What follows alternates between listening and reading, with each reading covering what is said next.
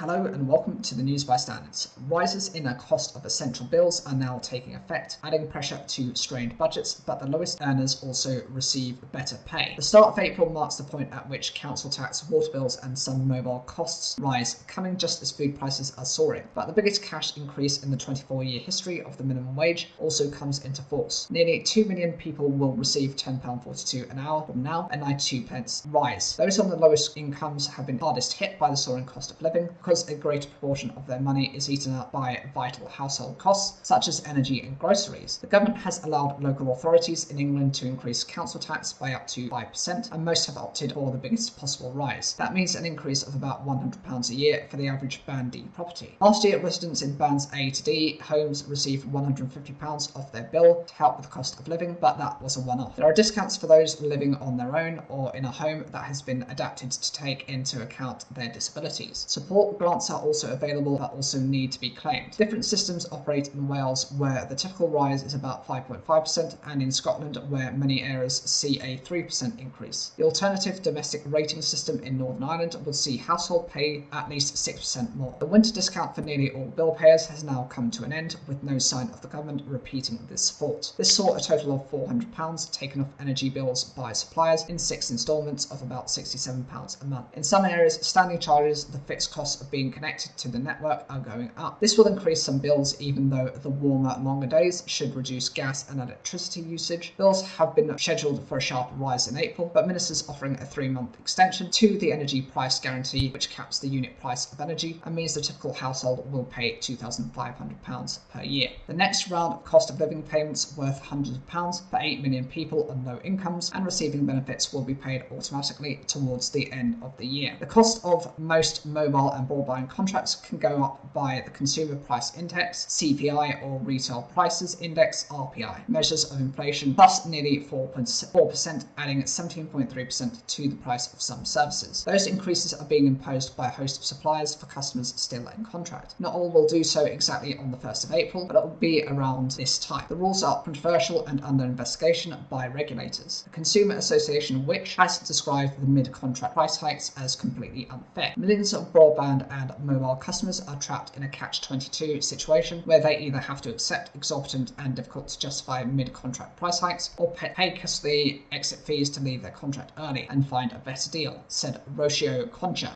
Director of Policy and Advocacy. Anyone out of contract is free to shop around to cut the cost. Most providers allow you to check whether you are still in contract by sending a text with the word info to 85075. Suppliers also have cheaper social tariffs available for the most vulnerable. In terms of water bills, your bill for water depends on the area where you live, but on average in England and Wales, it has now gone up by 7.5% or £31 per year. The increase, the biggest for 20 years, could be as high as £47 for some. Average household in England and Wales will pay £448 a year, industry body Water UK has said. As with broadband, social tariffs are available but inconsistent. In Scotland, bills rise by an average of £19 or 5%. In terms of car tax and prescription charges, also rising. Vehicle excise duty, a legal requirement for all vehicles, is rising by 10.1% for car, van and motorcycle drivers, in line with inflation. The amount due depends on when the vehicle was registered and its emissions. An NHS prescription now costs £9.65, up by 3.2%, and the cost of prescription prepayment certificates has also gone up. Postage stamps have become more expensive as of Monday, and Sarah Cole, head of personal finance at investment platform Hargreaves Lansdown, said their research suggested people had already eaten into the majority of what they had managed to set aside during the pandemic. It's going to be another awful April, as rising bills leaving us nursing a serious blow to the wallet. Millions of people have already had their financial resilience laid low after a year of runaway prices, she said. The extra cost of April's changes is going to come as another miserable blow when we can at least manage it. In terms of help with a higher minimum wage, one thing that will assist with the bills for around 2 million people on the lowest incomes is a pay rise. The increase of up to 9.7% in minimum wages varies by the age of the employee. The new rates are for the national living wage for over 23s, it's £10.42 an hour, up from £9.50. National minimum wage for those aged 21 and 22, up from £10.18 from £9.18. National minimum wage for 18 to 20-year-olds, now £7.49, up from £6.83. National minimum wage for under 18s, £5.28, up from £4.81. And the apprenticeship rate at £5.28, up from £4.81. A 10.1% increase in most benefits and and the state pension will take effect from the 10th of April. Grassroots referees feel more confident and safer wearing body cams during matches, a Football Association trial has shown. During the trial launched in February, about 100 grassroots referees wore the technology during adult matches. It comes after hundreds of grassroots referees told the BBC they feared for their safety when officiating. The FA said the body cams act as a deterrent, and to date no referee had needed to activate their camera. The early signs are positive. The referees feel more confident, reassured, protected and safer. Daniel Meeson, the FA's head of refereeing, told BBC Radio 5 Live. Referees tell us some players have taken a second glance, seen the body cam and made a joke like, "Oh, I'd better not argue with you, ref. I've seen the body cam." It's a positive start. No activations, so in my mind it looks like the deployment of these devices is acting ultimately in the way we want them to, which is that deterrent. Better to prevent misconduct and prevent poor participant behaviour than to have it cured. The FA's body cam trial is the first of its kind in the world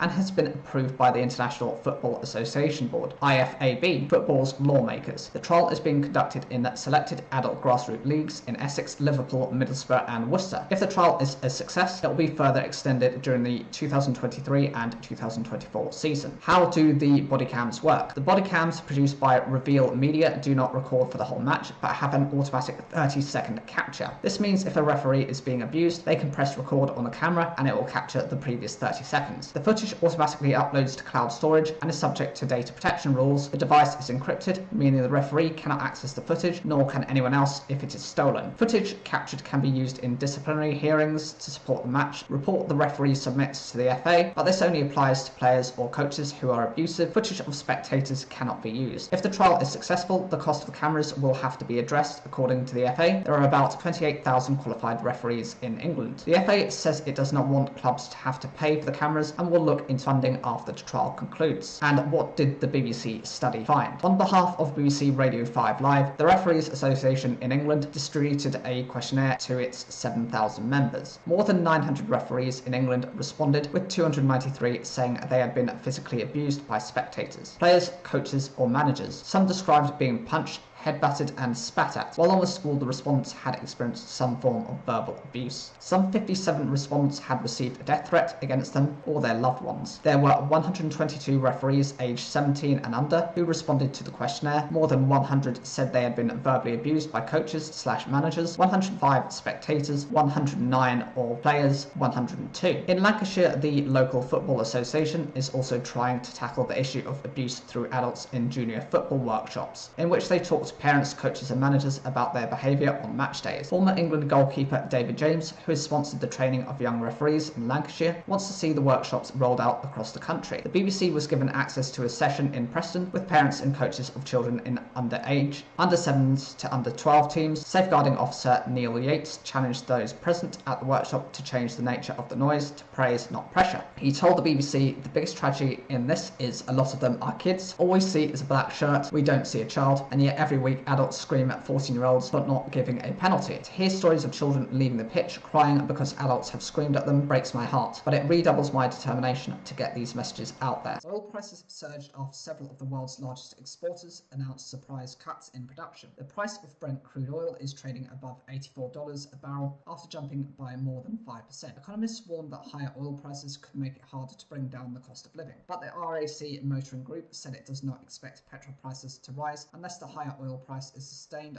over several days. Brent crude prices rose after Saudi Arabia, Iraq and several Gulf states said on Sunday they were cutting output by more than 1 million barrels of oil a day. In addition, Russia said it will extend its cut of 500,000 barrels per day until the end of the year. Energy giants BP and Shell saw their share prices rise on Monday, with both rising more than 4%. Oil prices soared when Russia invaded Ukraine, but are now back at levels seen before the conflict began. However, the US has been calling for producers to increase output in order to push energy prices lower. A spokesperson for the US National Security Council said, "We don't think cuts are advisable at this moment given market uncertainty, and we've made this clear. High energy and fuel prices have helped to drive up inflation, the rate at which prices rise, putting pressure on many household finances." Yael Selfin, chief economist at KPMG, warned that the oil price surge could make the battle to bring down inflation harder. However, she said that rising oil prices won't necessarily lead to higher household energy bills. The energy price cap that households benefit from has already already been determined using earlier market expectations, she said. Plus, when you look at energy use in households, it tends to be more gas heavy rather than oil. There have also been fears that there could be an impact on transport costs if fuel prices rise. The RSC said it does not expect this to happen in the short term. Any sudden increase in the cost of oil shouldn't result in a rise in the UK average price of petrol for a fortnight, unless of course the barrel price stays higher for several days. RSC fuel spokesman Simon Williams told the BBC. The reduction in output is being made by members of the OPEC Plus oil producers. The group accounts for about 40% of all the world's crude oil output. Saudi Arabia is reducing output by 500,000 barrels per day and Iraq by 211,000. The UAE, Kuwait, Algeria and Oman are also making cuts. A Saudi Energy Ministry official said the move was a precautionary measure aimed at supporting the stability of the oil market, the official Saudi press agency said. Nathan Piper, an independent oil analyst, told the BBC the move by OPEC Plus appeared to be an attempt to keep the oil price above $80 a barrel in the medium term, given that demand could be hit by a weakening global economy and sanctions have had limited impacts on restricting Russian oil supplies. The surprise announcement is significant for several reasons. Despite price fluctuations in recent months, there were concerns that global demand for oil would outstrip supply, especially towards the end of the year. The increase in oil prices following Sunday's announcement could potentially put more pressure on inflation, worsening the cost of living crisis and raising the risk of recession. Interestingly, this announcement came just a day before the OPEC Plus meeting. There were indications from members that they would stick to the same production policy, meaning there would be no fresh cuts, which is why it has come as a huge surprise. The development will also likely further strain ties between the US and Saudi Arabia-led OPEC Plus. The White House had called on the group to increase supplies to cool down prices and check Russian finances. However, Sunday's announcement also underlines the close cooperation between oil-producing countries and Russia. The latest reductions come on top of a cut announced by OPEC Plus in October last year of 2 million barrels per day. However, last year's cut came despite calls from the US and other countries for oil producers to pump more crude. When the OPEC Plus group announced its production cuts in October, US President Joe Biden said he was disappointed by the short-sighted decision. Manchester Arena bomb survivors have filed landmark legal action against a conspiracy theorist who claims the attack was faked. Martin and Eve Hibbert, who were left with severe disabilities after the 2017 blast, are suing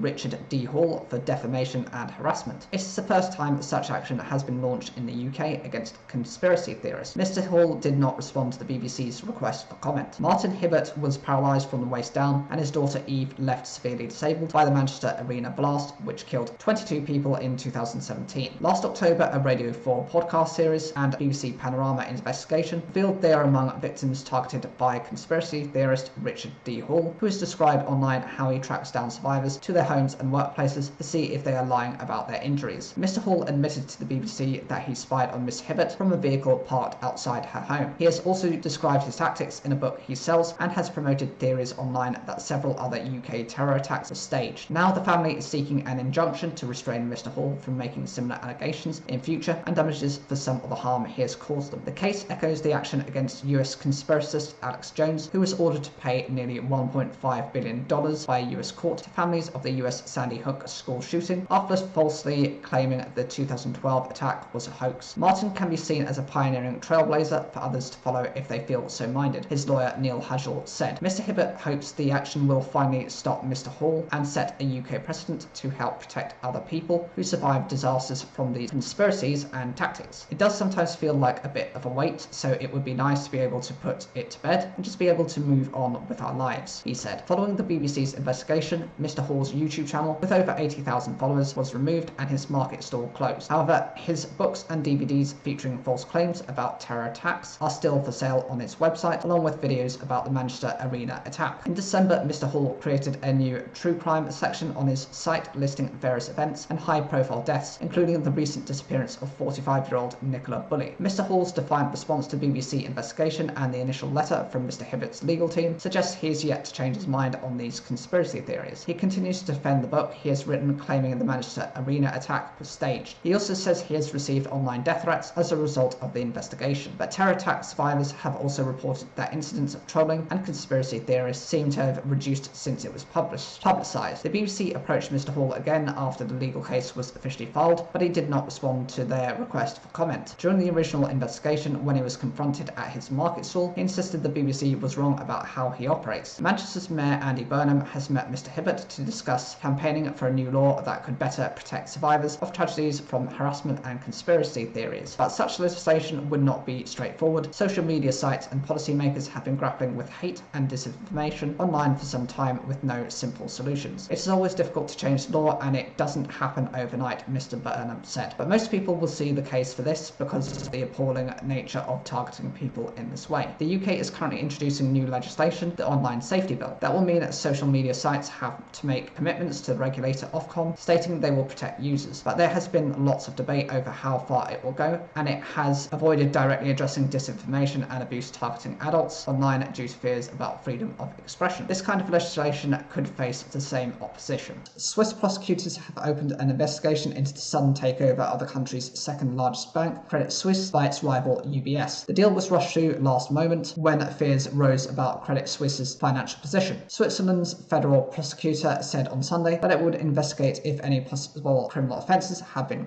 committed. Both Credit Suisse and UBS declined to comment. The deal for UBS to buy Credit Suisse was backed by the Swiss government and was put together rapidly after a weekend of emergency talks between the two banks and the country's financial regulators. At the time, the Swiss National Bank said the deal was the best way to restore the confidence of financial markets and to manage risks to the economy. The takeover came as markets were being rattled by fears over the health of the global financial system following the failures of two smaller US banks. The deal, when it was announced, valued Credit Suisse at $3.15 billion or £2.6 billion, whereas on the Friday before the settlement was reached, it had been valued at about $8 billion.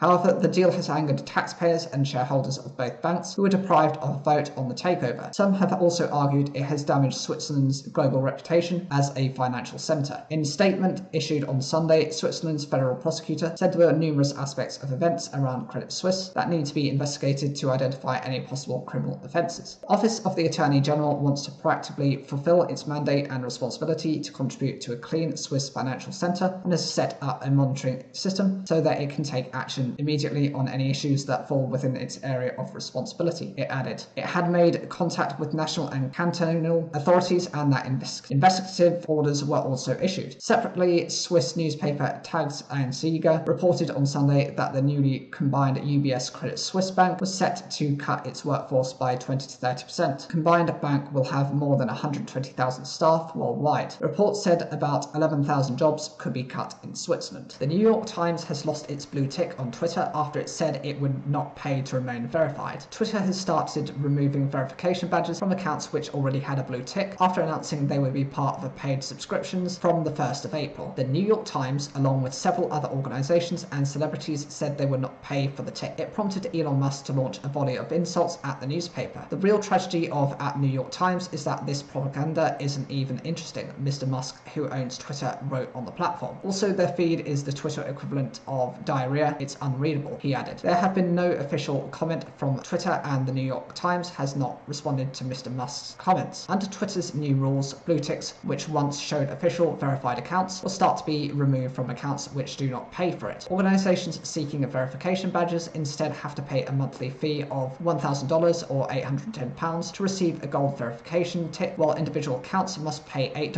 or £6.40 a month for a blue one. The subscription service will generate revenue for Twitter. However, concerns have been raised that without the verification process, it'll be difficult to tell genuine accounts from impersonators. As well as not paying the subscription fee, the New York Times said it would also not pay for the verification of its journalists' Twitter accounts, apart from in rare instances where the status would be essential for reporting purposes, a spokesperson said. Following the announcement, the newspaper, which has almost 55 million Twitter followers, lost its verification badge. But it is unclear whether all organisations must sign up to the subscription service in order to remain verified. 10,000 of the most followed organisations on Twitter will be exempt from the rules, the New York Times reports, citing an internal Twitter document. Since December, Twitter has introduced 3 different coloured verification badges. Gold ticks are used for business organisations, grey ticks are for government-affiliated accounts or multilateral organisations, and blue ticks are used for individual accounts. Many news organisations, including CNN, the Los Angeles Times, and the Washington Post, companies which also said they will not pay for Twitter verification, now have gold ticks. Other New York Times accounts, such as New York Times Arts and New York Times Travel, also have the gold badge. The removal of the blue ticks seems to be happening gradually. This could be because it is largely a manual process, according to the Washington Post, citing former employees of the company. Celebrities like American basketball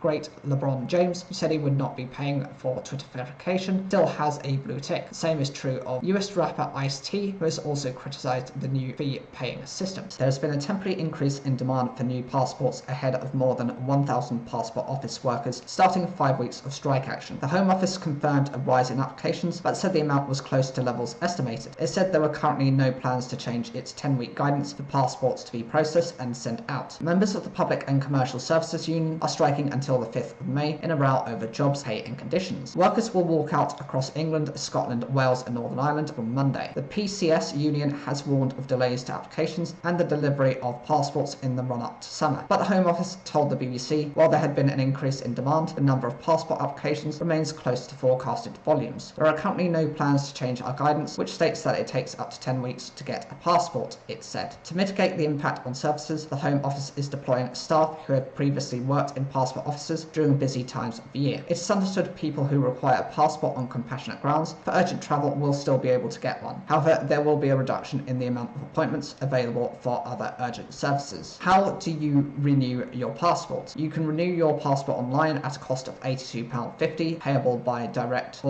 debit or credit card, or by post at a cost of £93. To apply online, you will need your existing passport and a digital photograph. To apply by post, you will need to fill out a form which you get from any post office, which is a check and send service, or by calling the passport advice line. The passport office says you should apply for a new passport 10 weeks before you are due to travel. If you can't wait that long, you can pay extra to get it done as a priority service. The Home Office said it was disappointed by the strike action and was working to manage the disruption and continue the service through comprehensive contingency plans. More than 4,000 people are employed by the Passport Office across the UK, which means that according to union figures, around 1 in 4 workers will take action. The union has said the walkouts are being targeted to cause mass disruption and involves members working in departments which examine passports, more than 1,300 people. The offices affected are Durham, Glasgow, Liverpool, London, Newport, Peterborough, Southport and Belfast. At peak times, including the month of April, when the strike will take place, the Passport Office can receive 250,000 applications per week. Travel expert Simon Calder has previously said. He added that means more than 1 million applications could be sent during the strike period. Current waiting times for first adult passports are just over 18 days, while renewals are just over 14 days, according to passportwaittime.com, an independent crowdsourcing website, which relies on people inputting their own application wait times. But there are fears the strikes could lead to passports not being processed in time for some people's holidays. A UK adult passport is valid for 10 years, but if it's due to expire, you may be refused entry into some countries. Guidance for each country can be found on the government's Foreign Travel Advice website. In December last year, the National Audit Office, NAO,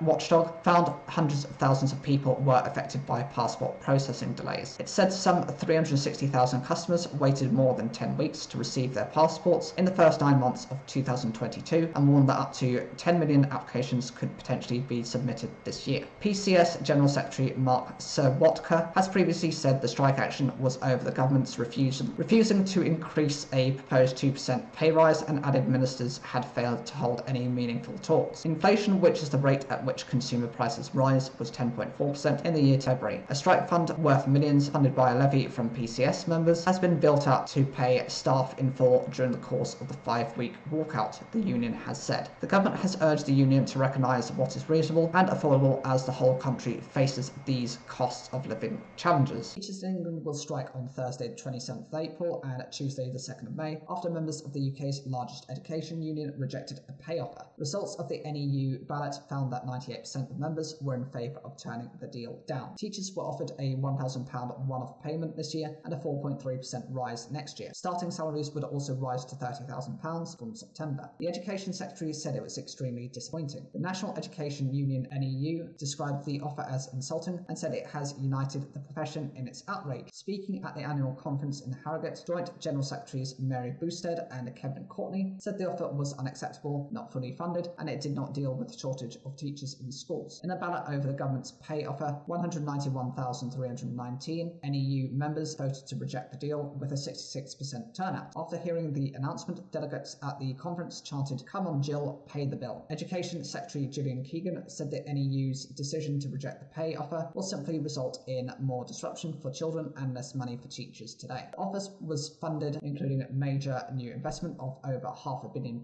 in addition to record funding funding already planned for school budgets. Ms. Keegan said pay will now be decided by the independent pay review body, which will recommend pay rises for next year. This means the £1,000 payment for this year will not happen. During a visit to Rochdale, Prime Minister Rishi Sunak said the news of new strike dates was extremely disappointing, following a very reasonable pay offer. Mr. Sunak said the upcoming strikes will be enormously damaging to our children, whose education has already suffered because of COVID and now in the run-up to exams. Ms. Boasted confirmed plans to support GCSE and A-level students during the upcoming strike days and said the union has been speaking to head teachers to make sure those pupils are in class for exam preparations. Following the vote, Ms. Boosted called on ministers to reopen negotiations on pay and said there could be more strike dates during the summer term. More than 50% of schools closed or restricted attendance during recent national strike days, according to government data. Teacher salaries fell by an average of 11% between 2010 and 2022, after taking inflation into account, according to the Institute for Fiscal Studies. The government says it is giving its schools an extra £2.3 billion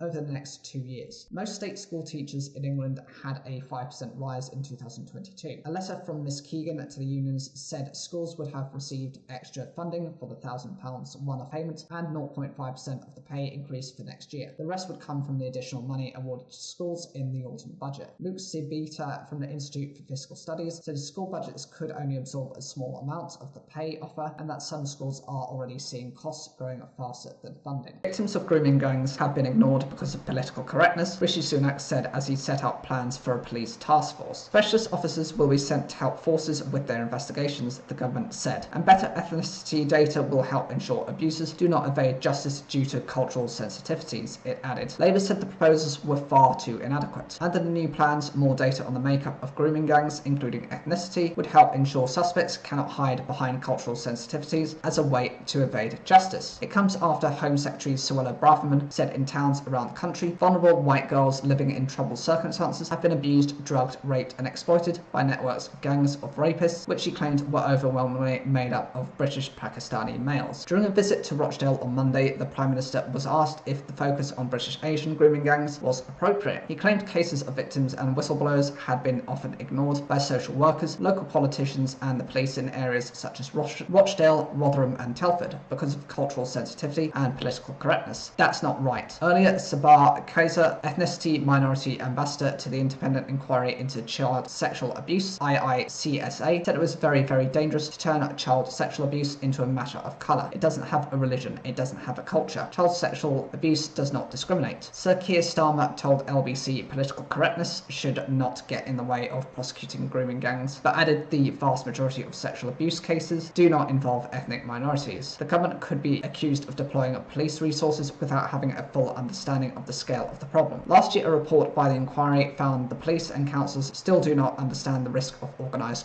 gangs grooming children in their areas and are not collecting data which would help identify paedophiles and their ethnic backgrounds. It found that in some cases authorities might be potentially downplaying the scale of abuse and that local authorities don't want to be labelled another Rochdale or Rotherham, referring to high-profile grooming gang cases. Signs of abuse were found in 6 areas studied by the inquiry, but police forces generally could not provide evidence about the extent of the problem. Over years of hearings and research, the IICSA also found child abuse existed in a wide range of contexts, ranging from religious institutions, schools, the care system, and online, which are not covered by Monday's announcement. There is also a huge backlog in cases going through the courts, which particularly affects victims of child abuse, who sometimes have to wait years while dealing with the trauma their experience has created. Sir Peter Wanless, Chief Executive of the NSPCC, said it was really important that by raising an issue such as race, we don't create other blind spots. He told BBC Breakfast, because for sure there are many predators who prey on vulnerable children, who are from a range of cultural backgrounds, and there are many victims who are not white girls who deserve our attention and support. So my plea would be is that we are blind to nothing as we address issues of child sexual abuse. Plans also include introducing legislation to make membership of a grooming gang an aggravating factor during sentencing, Downing Street said. Mr Sunak was in Leeds and Greater Manchester on Monday, meeting victims and local police to mark the launch of the task force, which will be supported by the National Crime Agency. It comes after the government said people who work with children in England will be legally required to report child sexual abuse or face prosecution under its plans. The move, which is subject to a consultation, was recommended last year by the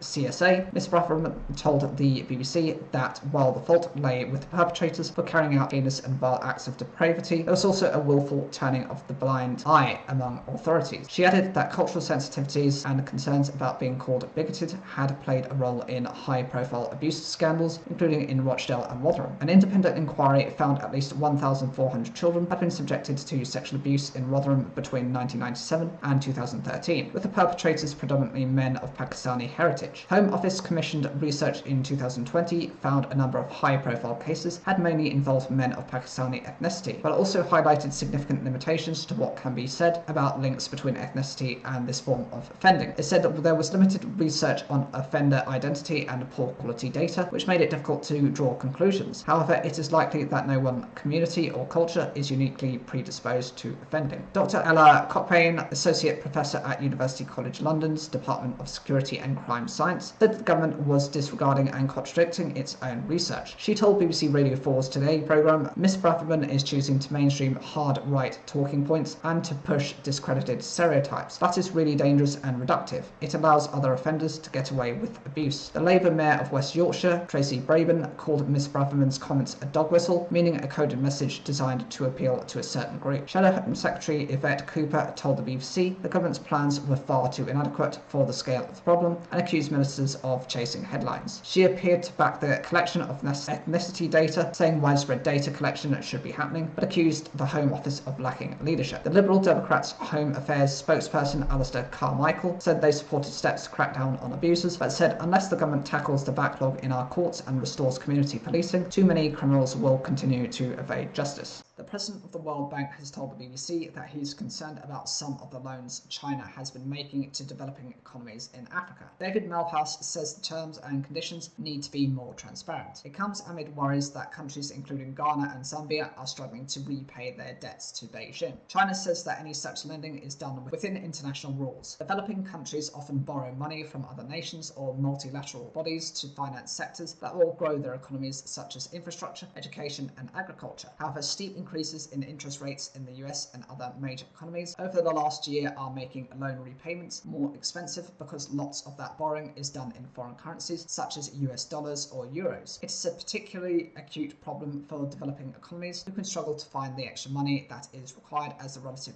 value of their own currency falls. It is a double whammy and it means that economic growth is going to be slower, says Mr. Malpass. Tackling that challenge and its consequences was one of the main reasons for this week's visit by US Vice President Kamala Harris to 3 African countries. It is a visit that comes with big commitments of financial support to Tanzania and Ghana. There is a growing rivalry with China for influence in the continent, whose abundance of natural resources include the metals such as nickel, crucial for the batteries needed for technology such as electric cars. Speaking in Ghana's capital, Accra, she said America will be guided not by what we can do for our African partners, but what we can do with our African partners. While highlighting a new nickel processing facility in Tanzania, Ms. Harris said the project would be supplying the US and other markets by 2026 and that it would help address the climate crisis, build resilient global supply chains and create new industries and jobs. That collaborative approach was praised by Mr. Malpass, who said the competition between the world's 2 biggest economies was maybe healthy for developing countries as it provided different options. What I encourage strongly is that they are transparent in their contracts. That's been one of the problems. If you write a contract and say, but don't show it to anybody else, that's a minus, so get away from that. There was also a warning that for governments in Africa, they shouldn't be offering collateral as an inducement to make a loan, because it locks it up for generations. That's been happening with China. Beijing has become one of the biggest sources for loans to developing economies in recent years. A new study led by the Kiel Institute for the World Economy shows that globally, China lent $185 billion or £150 billion in bailouts to 22 countries between 2016 and 2021. China refutes suggestions that it is exploiting other countries within its financial support. At a press conference this week, Foreign Ministry spokesperson Mao Ning said China respects the will of relevant countries, has never forced any party to borrow money, has never forced any country to pay, will not attach any political condition to loan agreements, and does not seek any political self-interest. Mr. Malpass said the problems were not unique to Chinese financing, but things were improving. If you think of the history of Western lending, sometimes it's not for the full benefit of the people in the countries being lent to. Even World Bank loans haven't always been for the best that could have been done in a a country. So what we're trying to do, and I think everyone should be trying to do, is improve the quality of the lending. One of the techniques is to unbundle the loan, meaning if there's an investment project, let's say you're building a train, describe the project and what the cost will be, and then separately arrange the financing. If you bundle them together, it makes it very hard to know, am I getting a good deal on the train or on the financing? The outgoing World Bank president is also concerned that higher food, fertilizer and energy prices as a result of the war in Ukraine are sapping government budgets in poorer countries. While that could deepen the economic challenges they face, there is relief that price rises are now starting to ease. The immediate crisis is over, but one thing that's been left is that countries didn't use enough fertilizer, so their soil is depleted, so the yields are expected to be lower next year than normal. So a farmer that was just making ends meet, she didn't get fertilizer, and now her land is not as productive. And so where's the food going to come from for the family and for the community? That's the big immediate problem. What we're trying to do is help countries directly with fertilizer and with food. The World Bank is concerned that these challenges will worsen a first ever increase in the global extreme poverty rate, people getting by on less than $1.90 per day. As a result of the coronavirus pandemic, it rose from 8.4% to 9.3%. The planet's leading development body hopes that its upcoming showpiece joint spring meetings with the IMF in Washington will help it raise more money to tackle its key end. The ambition is there, says Mr. Malpass, but the needs are much bigger than the amount of money coming in.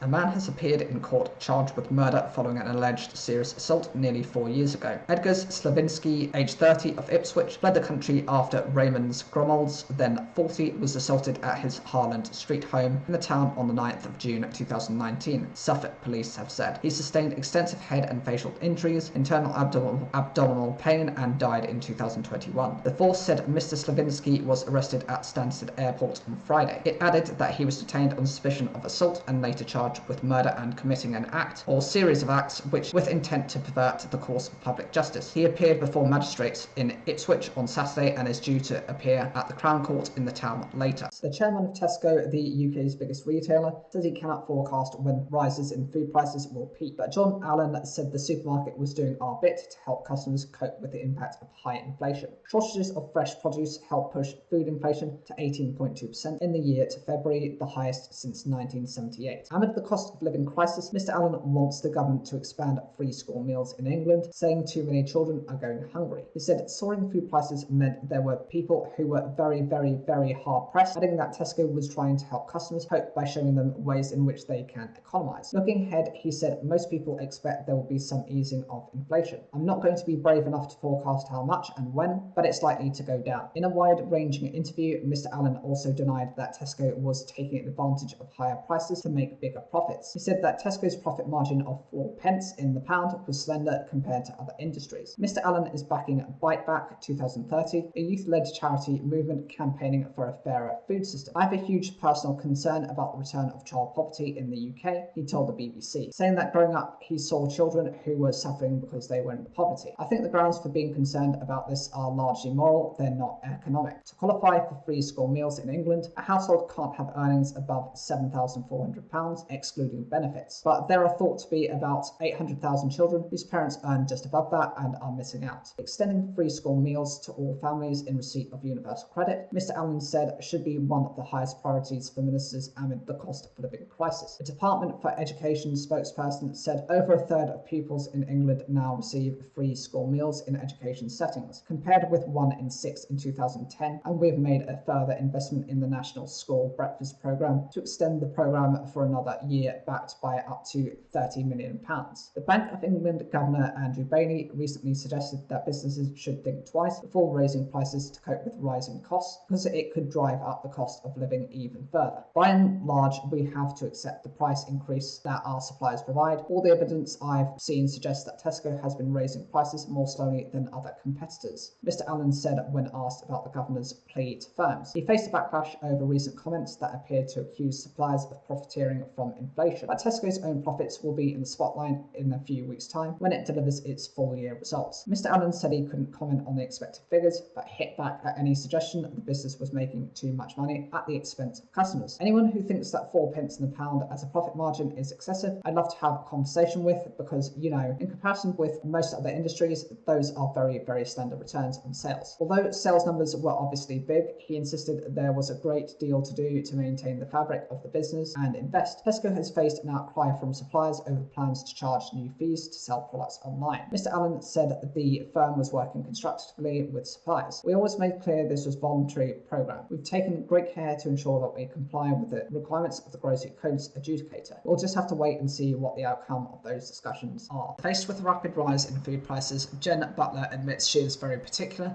about planning family meals. A weekly dinner plan is written up on a whiteboard. Prices are compared between the local Asda and Aldi. Items in the kitchen cupboards are thrown together in an anything can happen day meal. A wide selection of fruit and vegetables are growing in the garden, and she even swaps food with the neighbours to save on waste. Financially, we always try to go in the right direction to beat the previous month, says Miss Butler, a 43-year-old carer. At the heart of this preparation is a paper shopping list, amended as required when the family decide on groceries for the week ahead. This writing is proving popular as the cost of living has soared, helping people to budget and buy what they need rather than what they want. A survey provided exclusively to the BBC by retail data firm Kantar suggested that by the end of last year, 27% of those asked had either started regularly writing or been making greater use of shopping lists. The habit is nothing new. Ancient Mesopotamians created shopping lists using symbols and characters on clay tablets in 3200 to 2000 BC. Romans did something similar with wax or ink on tablets of wood. Painter Michelangelo drew each item on his list to help his illiterate servant. The modern equivalent is a task, even an art form that has been celebrated with a recent exhibition at London's Museum of Brands. It featured Lucy Ireland Gray's collection of about 200 shopping lists that she found discarded over the course of nearly 20 years in and around Hertfordshire, where she lives. She says they show not only people's shopping needs, but also something of their lives. In one, there is a love message hidden partway down the column, groceries. In another, a child enjoys a joke about her mum at the same time as illustrating the list. Museum director Anna Terry says there are clear indications of shoppers being mindful about where their money goes by grouping items by meal and conscious of food waste. One of the common reactions from visitors was, "I must be more organised," she says. Making a list and having plans is better for personal finances and means less goes in the bin, but you can still see certain brand names on the list. Even in tight times, people won't give up on certain things. As that exhibition ends, so another begins, one that makes the pressure that families face with the rising cost of groceries crystal clear. A new display features the top-selling grocery brands of last year, as compiled by the Grocer magazine.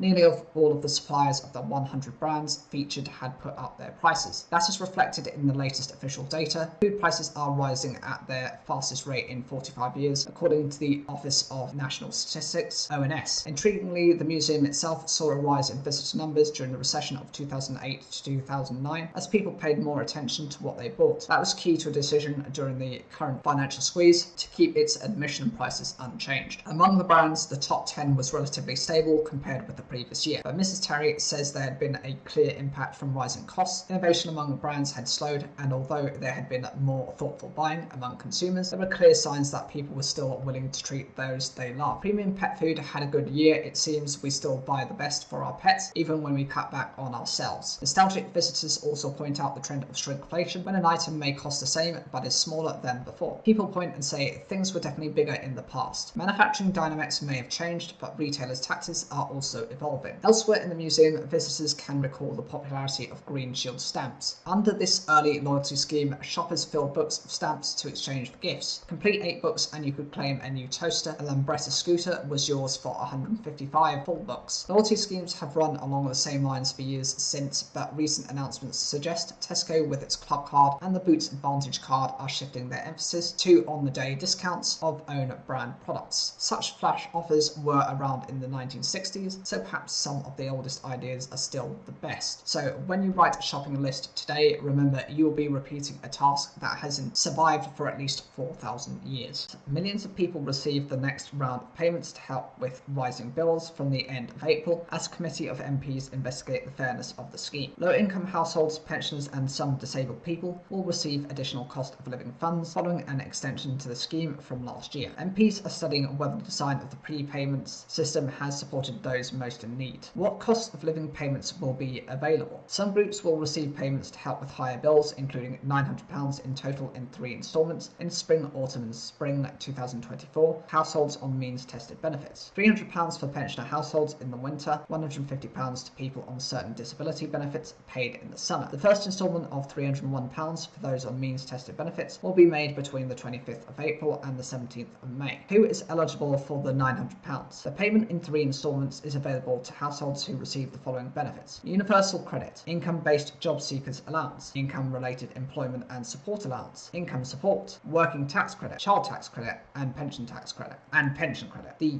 payment reference on a recipient's bank account will be their national insurance number, followed by DWP-COLP. The 1.1 million people who receive only tax credits rather than any of the other benefits will be paid slightly later than others. People are not eligible for those payments if they receive New Style Employment and Support Allowance, Contributory Employment and Support Allowance, or New Style Job Seekers Allowance unless they get universal credit. Anyone who thinks they should have received the help but did not should contact the office that pays their benefits or tax credits. To qualify for the next instalment, people had to have had their claims of benefit payment between the 26th of January and the 25th of February 2023 or received a payment for an assessment period ending between these dates. Pensioner households may be able to have a new pension credit claim backdated. An estimated 850,000 pensioner households do not claim pension credit, which is a gateway to these extra payments. None of these cost of living payments affect the tax you pay or the benefits or tax credits you receive. What cost of living payments have people already received? 2 payments totaling £650 have been made to more than 8 million low-income households. The first instalment of £326 was paid between the 14th and 31st of July. The second instalment of £324 should have reached these eligible by the end of December. Payments of £300 were also paid to pensioners during the winter just gone, and a £150 payment was also made last year to those with disabilities. Some people would have received all of these payments if they were eligible. What other support has been available? Everyone's energy bill was cut by at least £400 during the winter. This was applied over 6 months with a £66 reduction in October and November and a £67 discount every month between December and March. The discount was made automatically by energy suppliers in England, Scotland and Wales. However, there are no plans so far for this to be repeated next winter. Separate arrangements were made for households in Northern Ireland, which has its own energy market. They are receiving a single payment of £600 starting in January, which is higher than the rest of the UK because a higher proportion of households use heating oil. Direct debit customers in Northern Ireland are having the money paid into their bank accounts. Other customers will be sent a voucher. What help are disabled people getting? Up to 6 million people on the following disability benefits will receive another £150 later in the year. Disability living allowance, personal independence payments, attendance allowance, Scottish disability payments, armed forces independence payment, constant attendance allowance, and war pension mobility supplement. And what extra help will pensioners get? Households that receive the winter fuel payment, which is worth £200 to £300 and is paid to nearly all homes with at least one person of pension age, should have received an extra £300 in November or December. That should cover nearly all pensioners across the UK. Another additional cost of living payment of £300 will be made next winter. Lower income pensioners who claim pension credit receive the money in addition to the £650 support for those on benefits. This means a small group of pensioners with disabilities have already received a total of £1,500, with more to come. What is the inquiry by MPs all about? The Commons Work and Pensions Committee is studying whether cost of living payments have been received everyone in need of help. They are considering whether some have missed out on hundreds of pounds because they are just outside the qualifying criteria, and whether the package as a whole is sufficient for low-income families. People who receive the payments can offer their views to the committee via an online survey before the 16th of April. What other payments have been made? A £150 rebate often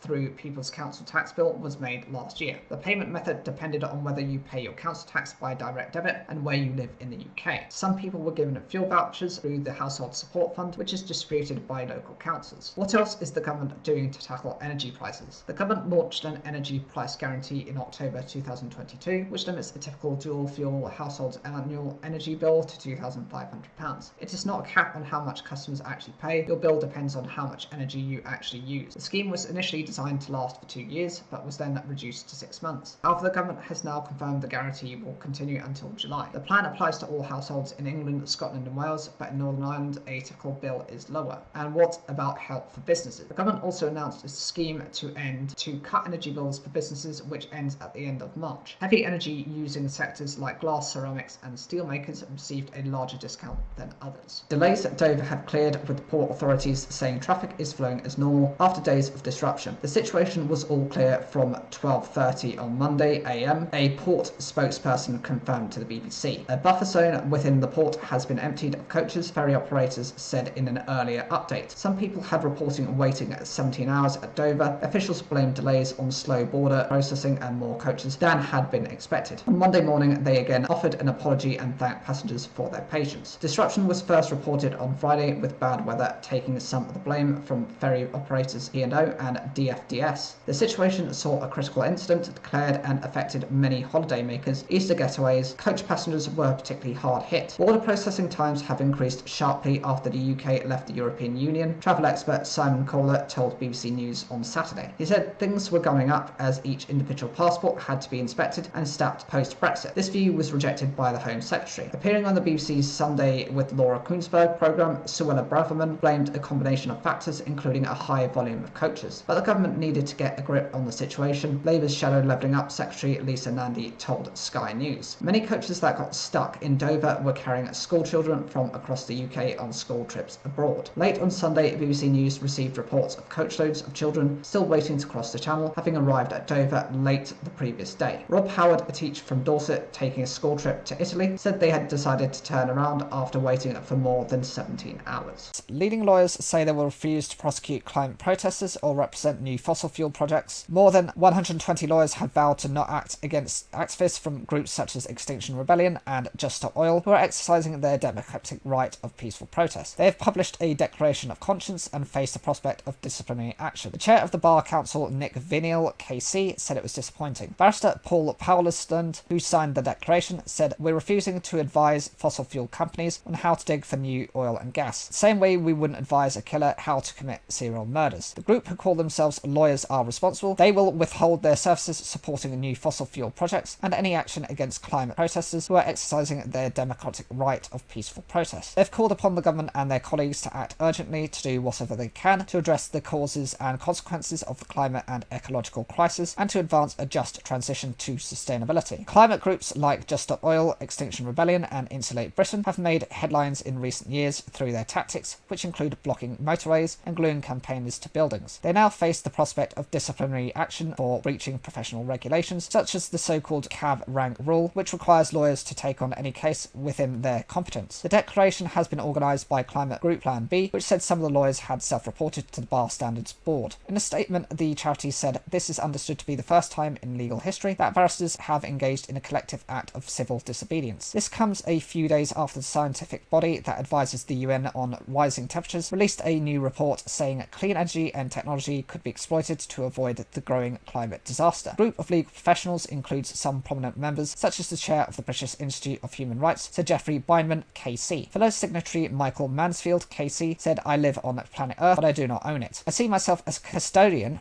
whose good fortune and responsibility is to represent its interests and those of fellow guardians." Tim Crosland, the director of Plan B, called for an end to new fossil fuel developments. He said, "Behind every new oil and gas deal sits a lawyer getting rich while ordinary people of this country take the stand. The rule of law has been turned on its head. Lawyers are responsible. It's time to take a stand." In a statement, Mr. Vinial said the cab rank rule prevents barristers from refusing work because they disagree with the actions or views of those seeking their services. The rule promotes access to justice and promotes the rule of law, he said, adding, "It is disappointing that some lawyers apparently wish to remove these rights from people of whom they disapprove. I would be profoundly unhappy if a climate change activist accused of a public order offence were ever to be precluded from obtaining the services of the barrister of their choice because their chosen barrister happened to disapprove of the particular way in which they had been protesting," he said. Plan B said the declaration would be launched on the 29th of March outside the Royal Courts of Justice. MP and former Solicitor General Robert Buckland said it was a very odd approach and not really consistent with the role of a lawyer. When lawyers start picking and choosing in a way, it undermines the independence of the legal profession. He added, "There are plenty of people lawyers represent who are deeply unpleasant and deeply unpopular, such as rapists and paedophiles, but but they are entitled to a fair trial. Pipeline from an oil field that leaked into a harbour has been sealed, the harbour's commissioners have said. About 200 barrels of oily water escaped from the pipeline, operated by Perenco into Poole Harbour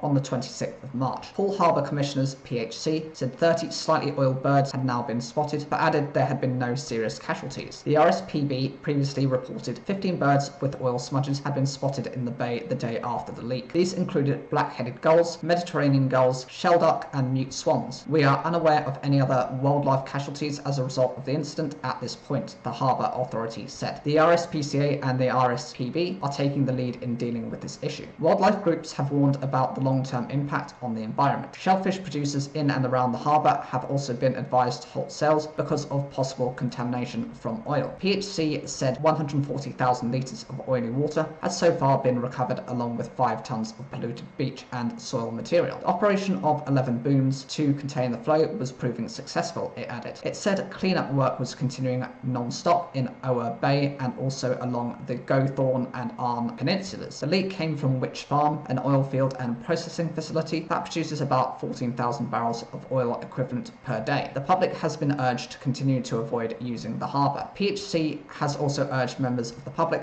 not to try and help with the cleanup. Anyone who has come into contact with the spill should wash immediately with soap and water for 10 minutes. They should contact NHS 111 or seek medical attention from their GP if they feel unwell. All oil and gas firm Perenco has set up an email address which is uk.wytch.farm.claims@uk.perenco.com for people affected by the spill to submit claims. On Wednesday, Environment Minister Lord Benyon told the House of Lords the government would ensure the firm paid for the damage caused. England will wear blue shorts instead of white at this summer's Women's World Cup after players expressed period concerns. The new home kit will be worn for the first time in Thursday's inaugural Finalissima against Brazil at Wembley. It is white with blue details and blue shorts, while the away kit is all blue. Players including Beth Mead and Georgia Stanway spoke out about wearing white shorts during England's victorious Euro 2022 campaign. At the time, the Football Association said that the colour of the shorts would not change during the tournament, but that the situation would continue to be looked at and players' feedback would be taken into consideration for future designs. It added, "We recognise the importance and wanted our players to feel our continued support on this matter. We've appealed to international tournament organisers to keep the subject in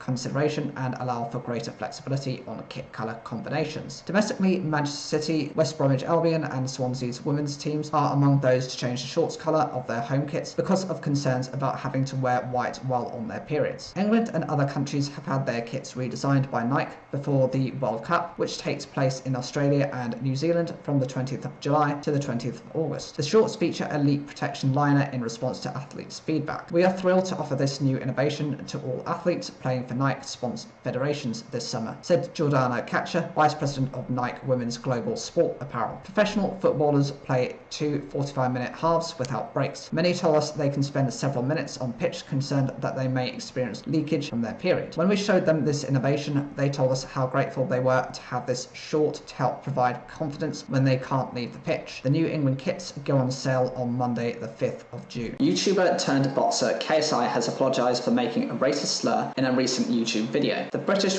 rapper and real name Olajide William Olatunji also says he will be taking a break from social media. He made the slur during a video with his YouTube group The Sidemen, where they were playing a countdown challenge. From his selection of letters, KSI created a 4-letter derogatory word for people of South Asian origin. "There's no excuse no matter the circumstances. I shouldn't have said it, and I'm sorry," the 29-year-old tweeted. "I've always said to my audience that they shouldn't worship me or put me on a pedestal because I'm human. I'm not perfect. I'm gonna mess up in life, and lately I've been messing up a lot." Newsbeat have contacted representatives for KSI and the Sidemen, but some of KSI's fans say they aren't convinced by his apology and can't believe the video made it to YouTube. "This word has so much hate and anger behind it," Aisha, 21, tells Newsbeat. "I feel like his younger audience don't see anything wrong with it, and that's disgusting. The fact that he just said it so calmly and casually, with his friends just laughing about it, I just find it so disgusting how they saw nothing wrong with that word. And his apology, I just don't think it's genuine either." Hamza, who has been a fan of KSI, says he's surprised the slur wasn't edited out of the video. "The fact that it made it onto YouTube, many people watched that numerous times and said, yeah, that's fine," the 27-year-old has mentioned. And I think that's worth noting because, again, it just speaks of a normalisation of a certain type of racism. Teacher and broadcaster broadcaster Miran Barg also criticised KSI for the slur, saying, "This isn't comedy. This is horrifically disappointing from KSI and his crew," she tweeted. "So many of my students look up to these guys and they're casually throwing around a word that has consistently been used to bully and attack South Asians." KSI found fame with the Sidemen and is regularly involved in sketches on their YouTube channel, which has more than 18 million subscribers. The video has since been deleted from the Sidemen's social media, and the group have been criticised for laughing after KSI said the slur. It comes after KSI featured at WWE's WrestleMania this weekend as a mascot in a huge Prime suit, a nod to his hugely successful energy drink. He was accidentally put through a table by his former rival and now Prime business partner Logan Paul at the event. In March 2021, KSI apologised for using transgender slurs in the past, tweeting, "Honestly didn't even know they were slurs. I know now though." A man has admitted murdering his pregnant girlfriend with a pair of scissors. Liam Taylor, aged 37, pleaded guilty at the Old Bailey to killing Eilish Walsh, aged 28, who was 22 weeks pregnant when she suffered more than 40 puncture wounds. She was found at her home on Rectory Road in Hackney, East London on the 15th of December after what was described as an extremely brutal attack. A sentencing date will be set at a court hearing on the 10th of May. Sir Derek Jacobi has said he's shocked by high-end West End ticket prices which risk making theatre an elitist pursuit. The acting great, aged 84, received the Lifetime Achievement Award at the Olivier Awards in London on Sunday. He was quoted by The Guardian as saying it was much easier to see players cheaply when he first started out. There's an ongoing debate about whether some fans are priced out of the theatre during the cost of living crisis. Sir Derek started his career in Birmingham before being chosen by Sir Laurence Olivier to join the National Theatre when it opened in 1962. Accepting one of the awards named after Olivier on Sunday, The Last Tango in Halifax Star said his career had been the most wonderful journey from those far-off days at the Birmingham Rec. Sir Derek told The Guardian the rise in prices was one of the biggest changes he had seen over the years. "I'm not on the production side, the business side, so perhaps I'm talking through my hat. But when they say it's £150 for a seat in the stalls, I understand that and it shocks me." He added, "I'm not an economist, I don't know the basics of how a theatre survives without money, but it certainly can't survive without bums on seats either. If the cost is prohibitive to bums on seats, then theatre industry is up a certain creek without a paddle." So Derek said he was conscious, particularly in these straitened times, of theatregoers thinking more than twice about using your hard-earned money to go and enjoy yourself. The other Olivier winners, including A Streetcar Named Desire starring Paul Mescal, which has a top price of £300. Mescal's co-star Patsy Ferran recently told The Times, "I think theatres should be accessible, and if tickets get to a certain price that only a very, very small number of people can have access to, it gets to be problematic." She added, "The last couple of years, theatre prices have reached a point that is shocking to me, but maybe I should just get used to it. The show is running a lottery for a limited number of £25 tickets, while fans can also take their chances on a cheap front row seat in a game conducted at the theatre every day." Theatre blogger Carl Woodward, who recently wrote that unchecked prices were pricing people out of theatre going, recounted how £10 tickets are available for Streetcar if you queue up 2.5 hours before performances for a glow stick. He explained out of the 35 glow sticks glow green when snapped, the lucky 5 can head to the box office and buy a pair of front row £10 tickets. Send in the clowns? Don't bother, they're here. There was consternation last year when the top price one of the theatre shows reached £400. They were then reportedly reduced after an outcry. In 2022, the Stage newspaper reported that the average price for a top-tier West End ticket was more than £140, having risen by 21% since before the pandemic. The overall average ticket price was relatively stable at £48.11 last year, according to the Society of London Theatre. Producers have defended premium prices, saying they subsidise the cheapest seats. According to The Stage, Nick Allett, non-executive vice chairman of Cameron Macintosh Limited, recently told a conference to be able to charge £10 or whatever for lottery tickets would not have been affordable with top prices frozen as they were. Cineworld has said it will raise new funding as it dropped plans to sell its businesses in the US, UK and Ireland after failing to find a buyer. The troubled cinema chain saw its share price fall by nearly 30% after announcing it would terminate the move. At the same time, Cineworld said it had struck a deal with its lenders to restructure its substantial debt and exit bankruptcy. Like other cinemas, Cineworld was hit hard by the pandemic. Many theatres were forced to close for extended periods during lockdowns or had to operate at a reduced capacity due to social distancing rules. They also continued to face tough competition from streaming services. Cineworld, which is the world's second largest cinema chain, filed for bankruptcy in the US in August last year as it struggled under the weight of $5 billion worth of debt. The firm firm, which employs more than 28,000 people across 740 sites globally, said it now plans to raise $2.26 billion of new funding. Cineworld's chief executive Mookie Greidinger said the deal represented a vote of confidence in the business and propelled the company towards achieving its long-term strategy and a changing entertainment environment. The company said it would continue to consider proposals for the sale of its business outside the US, UK and Ireland. In 2020, a row broke out when Cineworld and rival AMC, which owns the Odeon Cinemas chain, criticised Universal Pictures for releasing Trolls World Tour online at a time when cinemas were forced to close because of coronavirus. Cineworld subsequently signed a deal with Warner Bros. To show films in theatres before they are streamed. After lockdown restrictions eased, cinema chains have seen large audiences return to view the latest Hollywood blockbusters. Big box office hits in recent months include Top Gun Maverick, Avatar: The Way of Water, and Dungeons & Dragons: Honor Among Thieves.